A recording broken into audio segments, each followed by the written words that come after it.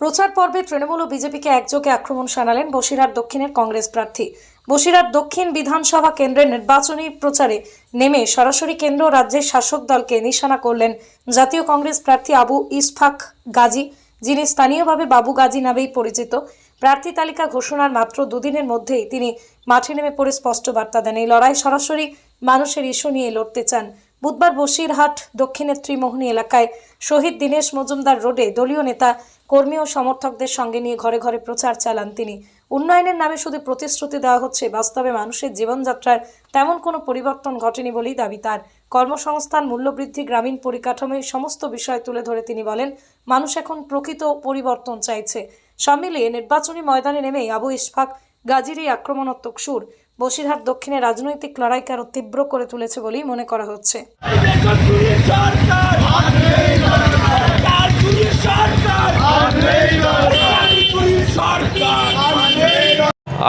আমি ব্যক্তিগতভাবে আমাদের কংগ্রেসের সর্বভারতীয় সভাপতি মল্লিকার্জুন খার্গে, সোনিয়া গান্ধী, রাহুল গান্ধী, প্রিয়াঙ্কা গান্ধী, আমাদের রাজ্যের সভাপতি এবং শুভঙ্কর সরকার জেলার সভাপতি শিবমাল্য বন্ধু সহ বসিরহাট দক্ষিণ বিধানসভার সমস্ত জাতীয় কংগ্রেসের নেতা কর্মী, বসিরহাট দক্ষিণের সমস্ত সাধারণ মানুষ এবং ভোটারদেরকে অভিনন্দন জানাই।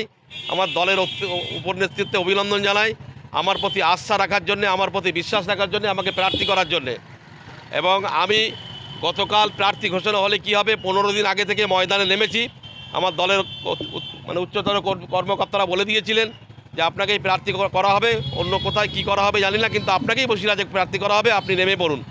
সেই সূত্রে আমি 15 দিন ধরে সারা বসিরহাটের বিভিন্ন জায়গায় ঘুরছি, শহরে গ্রামে বিভিন্ন জায়গায় ঘুরছি এবং মানুষ একদিকে তৃণমূলের প্রতি অসন্তুষ্ট, বিজেপির প্রতি অসন্তুষ্ট, কেন্দ্রে বিজেপি সরকারের প্রতি অসন্তুষ্ট, রাজ্যের তৃণমূল সরকারের প্রতি অসন্তুষ্ট এবং মানুষ বিকল্প একটা খুঁজছে, বিকল্প তৃতীয় শক্তি খুঁজছে, বিশেষ করে বসিরহাট দক্ষিণে।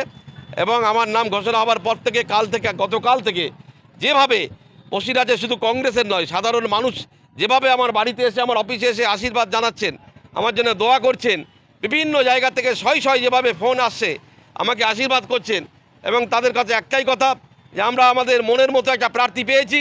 এবার আর কোনো বসিরহাটের রাজনীতি নয়, এবারে বসিরহাটের মানুষ, আমরা বসিরহাটের মানুষ একটা মহাজোট করব, বসিরহাটের মানুষের মহাজোট হবে এবং বসিরহাটের মানুষের মহাজোট হয়ে আমরা সকলেই হাত চিহ্নে ভোট দিয়ে, আমাকে ভোট দিয়ে তারা জয়যুক্ত করবে। এটা বসিরহাটের মানুষ তারা ডিসিশন নিয়ে ফেলেছে। অর্থাৎ আমরা 100% আশাবাদী যে এবারে অন্তত বসিরহাট দক্ষিণ বিধানসভায় কংগ্রেসের জয় হবে, হাত চিহ্নের জয় হবে, আমাদের জয় হবে। সাধারণ মানুষের কাছে বার্তা নিয়ে যাচ্ছি যে বসিরহাটের সুশাসন ব্যবস্থা করতে হবে, দুর্নীতিমুক্ত প্রশাসন তৈরি করতে হবে, ধাপ্পাবাজি চলবে না।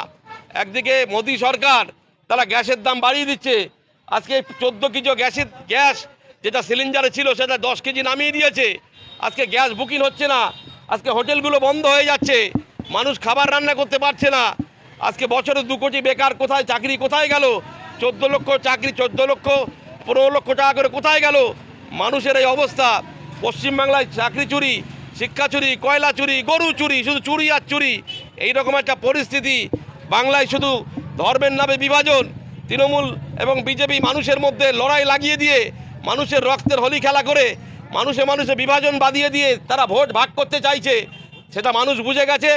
তাই মানুষ বলছে যে এবারে আমরা সেই বিরোধী দল হিসেবে এখানকার মানুষ, বসিরহাটের মানুষ কংগ্রেসকে চাইছে। 15 দিন ধরে আমি ঘুরে, সারা বসিরহাট ঘুরে যেটা বুঝলাম, তারা কংগ্রেসকেই চাইছে।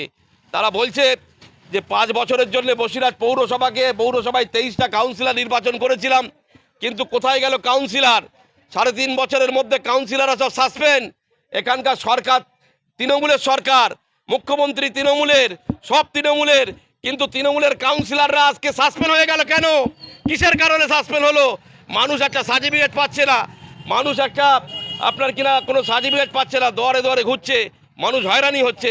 তার বিরুদ্ধে বাংলার মানুষ, বিশেষ করে বসিরহাটের মানুষ কিন্তু রায় দেবে এর বিরুদ্ধে।